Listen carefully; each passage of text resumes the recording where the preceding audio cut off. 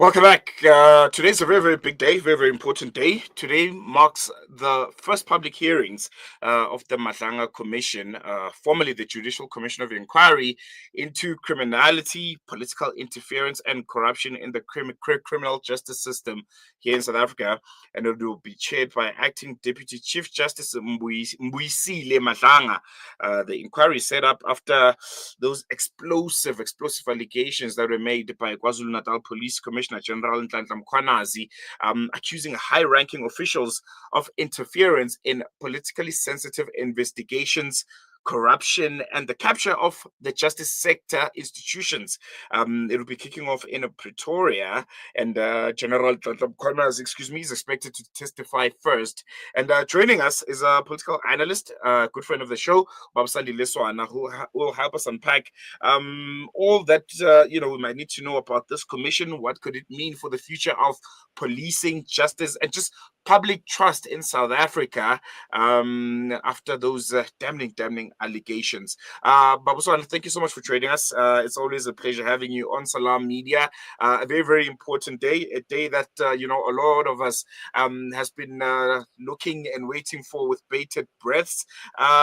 Just give us your general sense and analysis of this commission from its establishment, or from those damning allegations that were made by General Mkhwanazi, to ultimately where we find ourselves today, with that announcement from the president to have another commission of inquiry.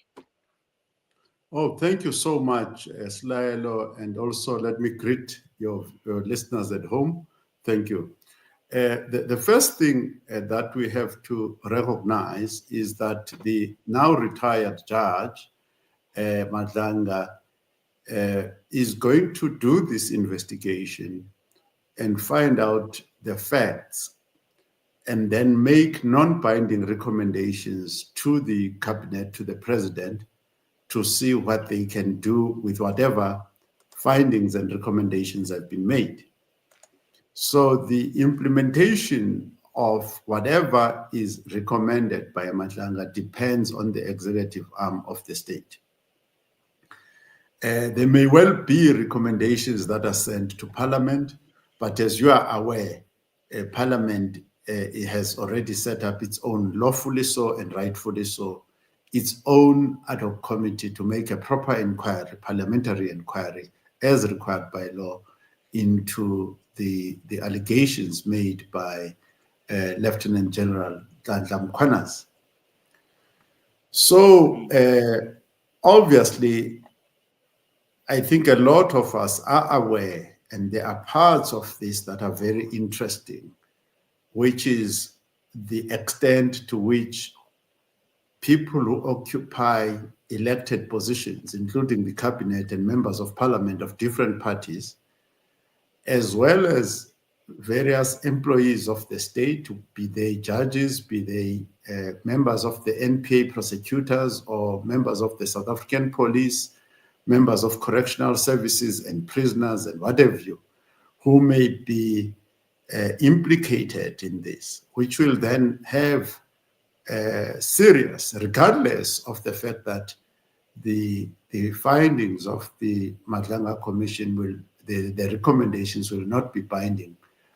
It will then inform the voters, nevertheless, as to who is implicated. And this carries a lot of weight in view of the 2026 elections, as well as the 2029 elections. So let me stop there. I want to focus a bit on the key allegations here. What would you consider to be some of the most serious allegations that were made by General Nhlanhla Mkhwanazi? And how far do you think they go when it comes to implicating police leadership and the political figures and the general intelligence structures that we have in the country? So the allegations made by Mkhwanazi, first of all, are consistent with other reports that have been issued either from the police itself, by Robert McBride, by Vieri, Kinnear, and many others who have, in fact, even the current minister of police, Firoz Kachalia, has also produced his own report on this. But there are also international reports that show us that from Ethiopia to Cape Town, there are criminal syndicates, organized crime gangs, that operate incorporating state players, people who are in elected office, and employees, the police, prosecutors, and so on. So when Senzo Mchunu, as an example, was implicated in the termination of the political killings task team, it's one of the most serious allegations, which tells us, at least at a minimum, two things, in my judgment anyway, that the members of the African National Congress, very senior members, are implicated in those political killings. And the other members of the GNU, the Government of National Unity in South Africa, who may be implicated will be the IFP. So now, which means the GNU itself is also having its fingers quite dirty in this regard. And then we are aware that some of those 121 dockets, which I believe are very hot on the heels of some important political figures, are now returned, in as far as I'm aware, back to the police for the investigators to continue with processing those dockets. So politically, this is a very significant inquiry, and one of the already exposed political figures involved there is Mchunu. There's a degree to which the Bheki Cele is also implicated in this matter. No, very, very important. I want to touch on a conversation that I think, after the president made the announcement that, after these allegations by General Ntantla Mkhwanazi, there's going to be another commission that will be set up. This conversation was always had, and I think it was top of conversation apart from what General Mkhwanazi said. The issue of commissions of inquiry in South Africa, they've had, mixed records. A lot of people have been critical of them. They've had numerous issues, whether it's cost overruns, delays, with recommendations that aren't always acted upon because, well, they don't have that power, as you mentioned in your opening statement. Do you think the president announcing a commission of inquiry to deal with this was the proper way to go about it? And just looking at the previous commissions that we've had, whether it's the Seriti Commission and then all of the previous ones, how does the Madlanga Commission compare with those ones? And are there some key lessons that we can learn from those commissions that we can probably apply this time around? Slahelo, I think you are aware that Judge Zondo is going up and down crying because the comrades have ignored what he wrote in that Zondo report. So let's be honest about this whole thing. And some of these commissions, by the way, that were implemented, for instance, into the arms deal and other things, were later declared to be null and void, that they are of no value, and lawyers and the society must consider that they've never happened, declared in court to be null and void. So this commission are a high-risk activity, which is often a mechanism for political cover-up. Nevertheless, what should have been done is that the terms of reference should have been referred to the SIU because there is definite corruption that is going on in the state that was disclosed by Ntantla Mkhwanazi. A lot of the time, when people get killed, what we call political killings, has other material interests behind it, whether it's tenders, finances, and other things that are of interest. Secondly, correctly so, Parliament has set up its own ad hoc committee to investigate this matter independently, because the legislature is supposed to be independent of the executive, which is correct. And correctly so, General Masimula has launched disciplinary hearings against Shadrach Sibia and others who may be affected, which is also correct, which is exactly what the president should have encouraged in the first place, with the assistance of the Public Service Commission and other entities that are meant to make sure that people who are working for the state do the right thing in the state during working hours and after working hours, in as far as that they are bound by the code of conduct of their professions. So our track record of commissions in history and in every other part of the Commonwealth, the British Commonwealth, because we come from those traditions. These commissions sometimes work, but for the most part, they don't work. For the most part, they are overtaken by political opportunism. Mm. No, most definitely.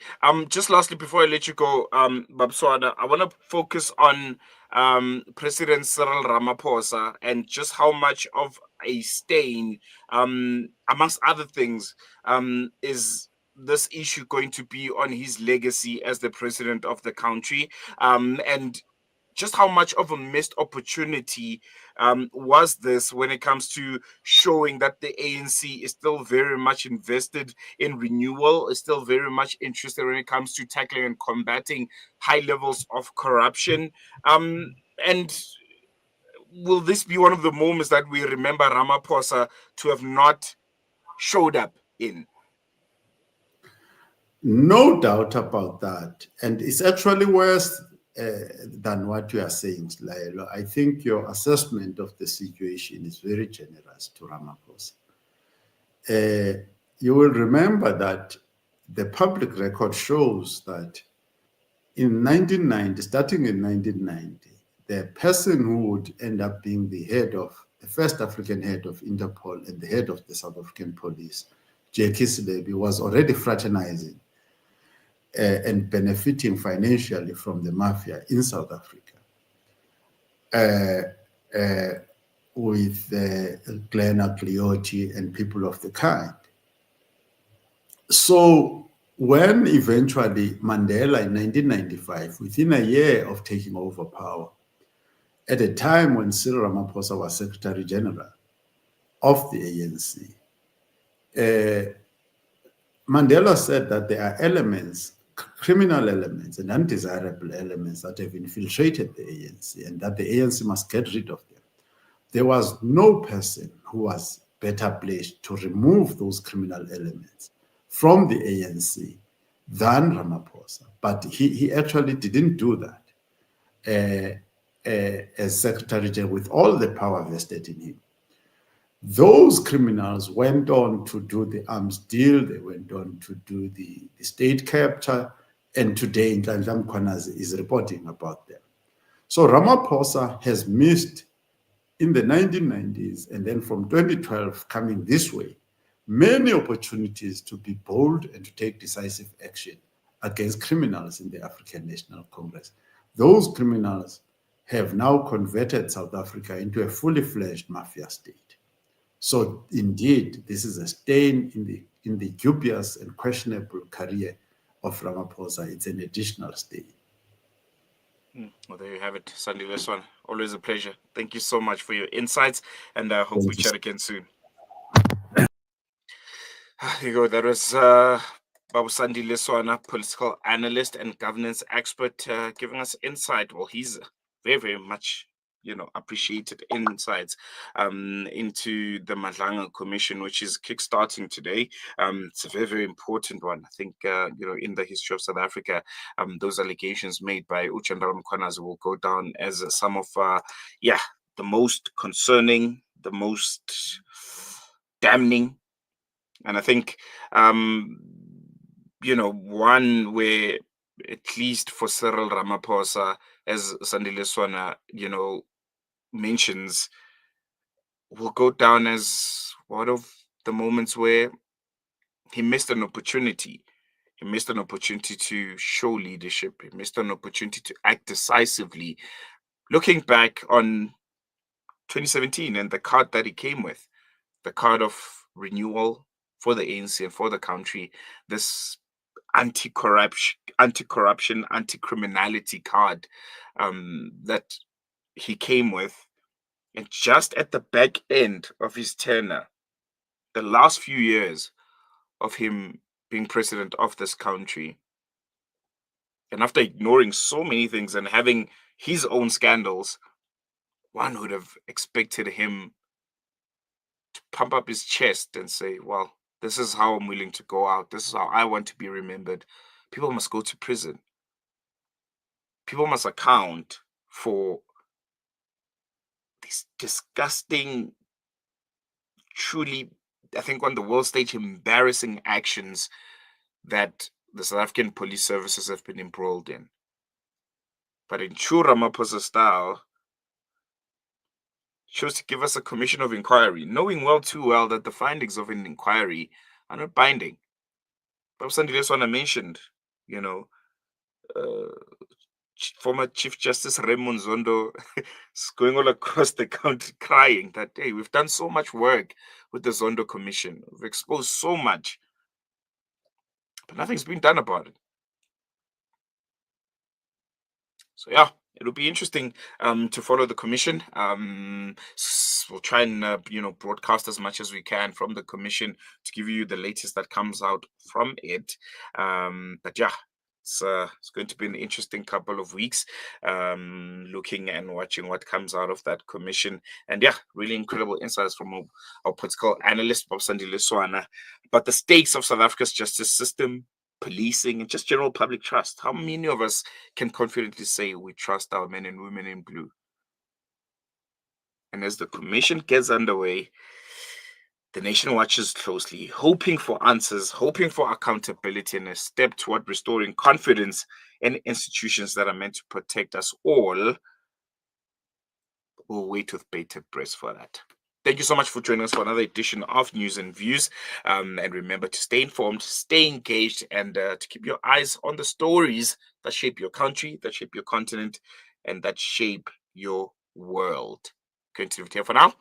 Shap, shap, and goodbye.